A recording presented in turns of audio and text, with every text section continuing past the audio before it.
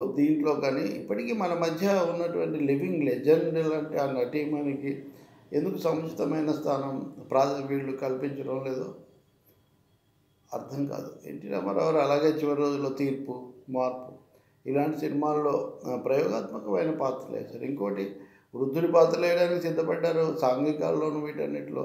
అంటే ఎన్టీఆర్ పౌరాణికాలు, నాగేశ్వరరావు సాంఘికాలు అన్న ఒక భావన భ్రమ ఏదైతే ఉందో దాన్ని అలాగే అట్టిపెట్టడానికి ఈ సినిమాలో కూడా ప్రయత్నం చేయటం, ఆయన వారసులకు ప్రయత్నం చేయటం చాలా విచిత్రంగా ఉంది. అదంతా అసంబద్ధంగా ఉంది. దాని గురించి మరింత జాగ్రత్త తీసుకోవాల్సింది.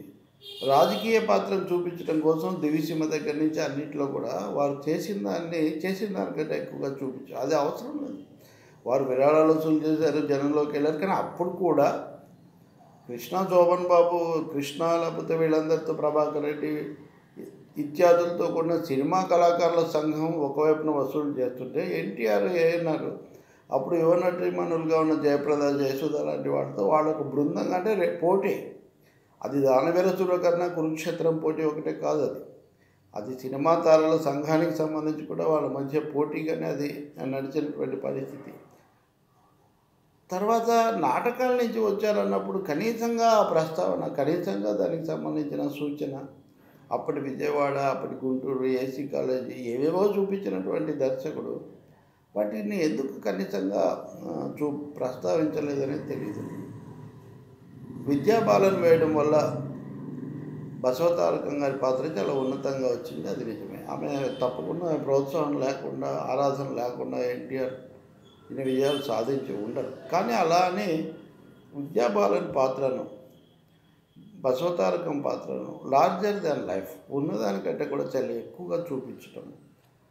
రెండవది ఆమె గ్రామీణ నేపథ్యం అది చూసినప్పుడు విద్యాబాలన్ వ్యవహరించిన లేదా ఆమె ఆహార్యం ఇవన్నీ కూడా కొంచెం భిన్నంగా ఉన్నాయి. అది కూడా నేను ఉదాహరణకు లక్ష్మీ బసవతారకంతో వారితో పరిచయం ఉన్న వ్యక్తులు వాళ్ళు చెప్పిన దాన్ని బట్టి చూస్తే ఆమె ఒక చాలా గృహిణిగా, చాలా విధేయంగా ఉన్నటువంటి వ్యక్తి. ఆమె పాత్రను చాలా పెంచి అంటే ఇక్కడ చూపించాల్సిన పాత్రలు నిజంగా కీలక పాత్ర వహించినవి, ఆయన ఉజ్వల భవిష్యత్తుకు బాట వేసినవి, ఆయనతో పాటు నిలబడినవి కొన్ని ఏమో తగ్గించబడ్డాయి. సినిమాకు ఆధారంగా ఉండటం కోసం అంటే బహుశా నా ఉద్దేశంలో రెండవ భాగంలో లక్ష్మీ పార్వతి పాత్రను ప్రతికూలంగా చూపాలన్నప్పుడు మొదటి భాగంలో బసవతారకం గారి పాత్రను ఎక్కువగా చేయటం, అలాగే నాదెళ్ల భాస్కరరావు, చంద్రబాబు నాయుడు పాత్రలు ఇందులోనే ప్రవేశపెట్టడం. అంటే ఇది మరి సినిమా భాగమే కాబట్టి చాలా సాంఘిక చిత్రాలు ప్రస్తావించలేదు సరే, కానీ కథానాయకుడు కూడా ఎందుకు ప్రస్తావించలేదు? కథానాయకుడు టైటిలే పెట్టుకున్నారు, అక్షరాలు కూడా అవే తీసుకున్నారు. కథానాయకుడిలో ఎన్టీఆర్ కథానాయకుడిగా విజయం సాధించారు వాస్తవానికి. అందులో ఆయన ప్రజల తరఫున మున్సిపల్ చైర్మన్ అవుతారు, మొదటి సినిమా అది. అలాగే మద్రాసులో అంతకాలం ఉన్నప్పుడు ఎంజీఆర్, లేకపోతే జయలలిత ఇట్లాంటి చాలామంది వీళ్ళకి సంబంధించిన ఆ నేపథ్యం ఒకటి ఉంది, దాని జోలికి పోలేదు. అంటే రామారావుకి లేని ఒక రాజకీయ చైతన్య, రాజకీయ కోణమేమో ముందు నుంచి ఆపాదించి కళాత్మకంగా ఆయన ఉన్నత శిఖరాలకు వెళ్ళడానికి పడిన తాపత్రయం, సాధన, శిక్షణ ఇటువంటి వాటన్నిటిని కూడా కొంచెం వాస్తవికంగా చూపించలేకపోయారు. దీనివల్ల ఏమవుతుందంటే క్రమశిక్షణ ఒకటే కాదు కదా, శిక్షణ కూడా కావాలి. ఆయన ఎంతో కష్టపడి ఉండాలి ఇవన్నీ వేయటానికి. ఏం చేశారు, ఎలా చేశారు? రామారావు ఎన్టీఆర్ కావడానికి దారితీసినటువంటి అంశాలు ఏంటి? తర్వాత వీటన్నిటిని పక్కన పెట్టి చిలక కొట్టుడు కొడితే లేకపోతే ఇలాంటి పాటలు పెట్టడానికి ఎక్కువ తాపత్రయపడటం అనేది మళ్ళీ నేను ఇందాకనంటే అది బాలయ్యకు బాగా కలిసి వచ్చే అంశం తప్ప ఎన్టీ రామారావు వ్యక్తిత్వాన్ని, నటుడుగా ఆయన ఔన్నత్యాన్ని ఆవిష్కరించడానికి అది పెద్దగా దోహదపడేటటువంటి విషయం కాదు. ఇంకోటి తరాల మధ్య అంతరాన్ని కూడా క్రిష్ లాంటి వాళ్ళు గమనించాలి. ఒక అర నిమిషం గడిచేసరికి అదే నాకు గత శతాబ్దం అన్నాడు శ్రీశ్రీ. ప్రతి 5 ఏళ్లకు 10 ఏళ్లకు తరాలు మారిపోతుంటాయి. ఎన్టీ రామారావుకు సంబంధించిన చాలా విషయాలను ఒక డాక్యుమెంటరీ తరహాలో చెప్పడం వల్ల తెలియని వాళ్ళు ఏమవుతారు, వాళ్ళు ఎలా క్యాచ్ చేస్తారు? ఆ సినిమాలకు కానీ, ఆ దర్శకులకు కానీ ఆ లింకులు ఎక్కడున్నాయి? అవి లేవు. ఆ విషయంలో సావిత్రి కొంత మెరుగని మనం చెప్పొచ్చు. అంటే నేను రెండింటిని పోల్చడం లేదు. వాళ్ళిద్దరూ ఏకకాలంలో ఉన్న హీరో, హీరోయిన్లు కాబట్టి ఇంచుమించుగా వచ్చిన సినిమాలు కాబట్టి నేను ఈ విషయాలు చెప్తున్నాను. ఇంకోటి ఎన్టీఆర్ అడవిరాముడు చూపించారు ఏకంగా. కానీ అడవిరాముడి కంటే ముందు ఎదురులేని మనిషి నుంచి ఎన్టీఆర్ రూపము, షేప్ ఇవన్నీ మారడం మొదలైంది. అశ్వనీ దత్ దానికి సాక్ష్యం. అశ్వనీ దత్ వీళ్ళందరూ కూడా ఇప్పటికి ఉన్నారు. అడవిరాముడి నుంచి విజయాల మోతాదు పెరిగింది. అలా ఒక డజను సినిమాల వరకు ఆయన గొప్ప విజయాలు సాధించారు. ఇవి ఆయన మొదటి చేసిన సినిమాల స్థాయిలో ఉన్నాయా, వాటిలో అంత లోతుందా అనేది మనం ఇప్పుడు ఆ చర్చలోకి మనం వెళ్ళక్కర్లేదు. మొత్తం మీద చూస్తే ఈ సినిమా పర్వాలేదు, బాగానే ఉంది. బాలకృష్ణ శక్తి కొద్దీ కష్టపడ్డారు. ఇలాంటి మాటలన్నీ మనం తప్పకుండా చెప్పొచ్చు. ఇలాంటి ప్రయత్నాన్ని కూడా మనం హర్షించవచ్చు. కానీ అదే సమయంలో ఎన్టీ రామారావును ఒక మనిషిగా, ఒక వ్యక్తిగా, సాధనమున పనులు సమకూరు ధరలో అన్న వైవిధ్యాన్ని తెచ్చిన మనిషిగా, రెండవది పౌరాణికాలకు సంబంధించి సమకాలీన భారత చలనచిత్రాలకు భిన్నమైన వాతావరణం, అక్కడ ఎట్లా ఉంది, ఇక్కడ ఎట్లా ఉంది, ఇలాంటి చాలా కోణాలు కనీసంగా సూచనగా చెప్పొచ్చు, వెళ్ళి సింబాలిక్గా చెప్పొచ్చు. ఆ దృష్టే లేదు. నా పాయింట్, ఈ దర్శకులకు, రచయితలకు ఆ దృష్టి మాత్రమే, ఆ దృష్టికోణమే లోపించడం వల్లనే ఇలాంటి పరిస్థితి వచ్చిందని అనుకుంటున్నా. ఇప్పుడు ఎస్వి రంగారావు, ఎన్టీఆర్ మధ్యలో ప్రసిద్ధమైన ఘటన చెప్తున్నారు. కురువృద్ధ బాంధవులను ఏకులు చూచుచుండాలని, ఇవన్నీ ఈ ప్రచన చెల్లించకపోతే నేను కొద్దిసుత ఇది కాదు అంటే వెంటనే బానిసలకి భావం అనే శ్రీరంగారావు అనేసరికి ఆయన కోపం వచ్చి గద పక్కన పడేసి వెళ్ళిపోయారు. నిజాలు పక్కన పెడదాం మనం అంటూ ఉంటారు. ఆ తర్వాత వాళ్ళిద్దరు నిజంగానే చాలా కాలం నటించలేదు. ఎంఎస్ రెడ్డి వెంటపడి మరి శ్రీకృష్ణ విజయంలో వాళ్ళిద్దరిని నటింపజేశారు. ఇది అందరికీ కూడా తెలిసిన అంశాలే. ఇలాంటివి కనీసంగా కూడా ఎందుకు ఈ సినిమాలో పెట్టలేదు? అక్కినేని నాగేశ్వరరావు, ఎన్టీ రామారావు మధ్యలో పోటీ ఎలా నడిచింది? మద్రాసుకు హైదరాబాద్కు మధ్యలో సినిమా పరిశ్రమ. ఆయన కళ్ళ పంటగా కట్టుకున్న రామకృష్ణ సినీ స్టూడియోస్ రాజీవ్ గాంధీ మరణ సమయంలో హత్యానంతరం కాంగ్రెస్ వాళ్ళు దగ్ధం చేస్తే ఆయన నిరాహార దీక్ష చేశారు. అప్పటికి ఆయన ముఖ్యమంత్రి, రాజకీయాలు అవి అయిపోయాయి అనుకోండి. కానీ రామకృష్ణ సినీ స్టూడియోస్ ఎంత శ్రద్ధగా, ఎంత అభిరుచితో ఆయన కట్టుకున్నారు. ఇవన్నీ చూపించడానికి పెద్ద సమయమేం పడ్డదు. అలాగే అదే పనిగా సెట్టింగ్లు వేసి 1-2 సార్లు ఆ పాత్రలను చూపిస్తూ మళ్ళీ ఒకసారి మనం ఏదో సినిమాలో చూస్తున్నామన్న భావన కలిగించే బదులు ఇక్కడ మనకు కావాల్సింది NTR as a human being, NTR as an actor, how he emerged, అతను ఎలా ఒక విరాట్ స్వరూపం దాల్చారన్నది దాని మీద పెట్టి ఉంటే చాలా బాగుంటుంది.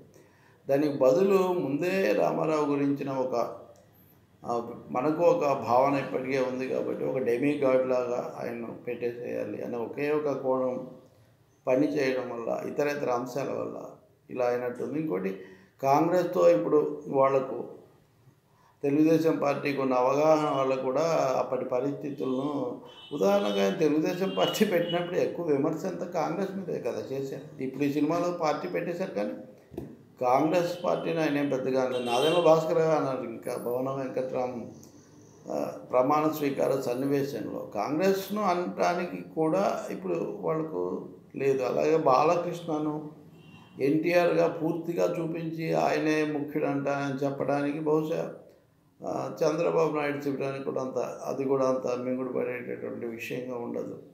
ఇంకొకటి, నాగిరెడ్డి, చక్రపాణి వీళ్ళు ఇలా ఆ పాత్రలు చూపించినప్పుడు ప్రకాష్ రాజు, మురళీ శర్మ లాంటి వాళ్ళు వాళ్ళ శైలిలో వాళ్ళు నటిస్తున్నారు తప్ప అప్పటి పాత్రలు, అప్పటి దాంట్లోకి అది ఉందన్న మనకు అనిపించదు. ప్రకాష్ రాజుని మనం మహానటిలో చూస్తున్నాం కాబట్టి, కేవీ రెడ్డిగా క్రిష్ అట్లా చెప్తే, మనం పీతాంబరంగా బుర్రా సాయి మాధవ్ కానీ వీళ్ళు చాలామంది సంగీతం అద్భుతమైన పాత్ర పోషించుకుంటున్నారు. కానీ నేపథ్య సంగీతం పోషించినంతగా కథకు తగినటువంటి పాటలు, సందర్భోచితమైన సంగీతం, పాటలు ముఖ్యంగా లోపించినట్టే అనిపిస్తుంది. బ్యాక్గ్రౌండ్ సాంగ్ను ఒరిజినల్ సాంగ్గానే పెట్టుంటే కొంత మెరుగ్గా ఉండేదేమో మనకు తెలియదు.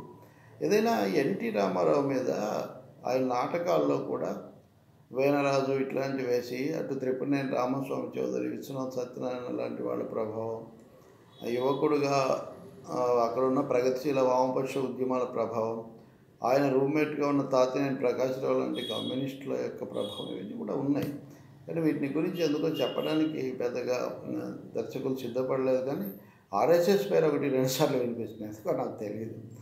మద్రాసులో ఎమర్జెన్సీని వ్యతిరేకించినప్పుడు ఆర్ఎస్ఎస్ అన్నారు. దివిసీమలో సేవా కార్యక్రమాలు చూపించినప్పుడు కూడా ఆర్ఎస్ఎస్ అన్నారు. మరి వారిలో ఏమన్నా రివైవలిస్ట్ ఐడియాలజీ ఉందా నాకు తెలియదు. చే గుబేరా తీసిన వాళ్ళల్లో రివైవలిస్ట్ ఐడియాలజీ ఉండకపోవచ్చు. మోటార్ సైకిల్ డైరీయే గమనం సినిమా కాబట్టి, గమ్యం సినిమా కాబట్టి ఉండకపోవచ్చు. కానీ అనుకోకుండా అది జరిగిందేమో. అందుకని నాకు రెండో భాగం ఇంకా మిగిలే ఉంది కాబట్టి ఈ మొదటి భాగాన్ని కూడా కొంత ఎడిట్ చేస్తే అది మరింత రక్తి కడుతుంది. ఎక్కువ మంది అది స్లోగా ఉందని ఇవన్నీ కూడా అంటున్నారు. డాక్యుమెంటరీ లక్షణాలు ఉన్నాయి. దానికి వస్తున్నటువంటి వసూళ్లలో ఆదరణలో కూడా పరిమితులు కనిపిస్తున్నాయి. అంటే లెజెండరీ ఎన్టీఆర్కు ఉండాల్సినంత స్పందన అయితే లేదు. చివరిగా లెక్కలు ఎన్ని అవుతాయి, ఏది ఎక్కువ ఏది తక్కువ నాకు తెలియదు. తమిళంలో కూడా కరుణానిధి ఎంజీఆర్ల కథతో తీసిన ఇద్దరు ఇలాగే కావడానికి ఒక ముఖ్యమైన కారణం వాళ్ళను మనుషులుగా చూపించడానికి మనం వెనుకాడి చాలా అసాధారణంగా చూపించాలనుకోవడం వల్ల. అదే సావిత్రి విషయానికి వస్తే ఆమె కోసం పోరాడే వాళ్ళు ఎవరు లేరు కాబట్టి, ఆమె విషాదవంతం అయిపోయింది కాబట్టి సావిత్రి కథను అయితే ఆమెను ఎలాగైనా వీళ్ళు చూపించగలిగారు. కనీసం రెండో భాగంలో అయినా ఎన్టీఆర్గా ప్రజల మనిషిగా, అసలు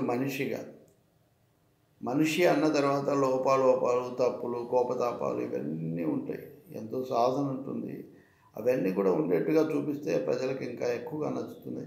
ఈ సినిమాలో చెప్పాల్సిన విషయాలు ఇంకా చాలా ఉన్నాయి. కానీ మరొకసారి వాటిని మనం చెప్పుకుందాం. అలాగే విడివిడిగా ప్రత్యేకంగా కూడా కొన్ని అంశాలు మనం పంచుకోవచ్చు. మరొకసారి పనిచేద్దాం. ఇదంతా కూడా విమర్శ కోసం కాదు. ఎన్టీఆర్ లాంటి ఒక లెజెండరీ, ఒక రిప్రజెంటేటివ్ యాక్టర్ను మనం తీసుకొని కథ తీసినప్పుడు ఎలాంటి పరిమితులు, ఎలాంటి పాక్షికత్వాలు, ఎలాంటి ప్రస్తుత అంశాలు, దాంట్లో వాస్తవికతను తీసుకొని రావడానికి అడ్డుపడి ఉండకూడదు.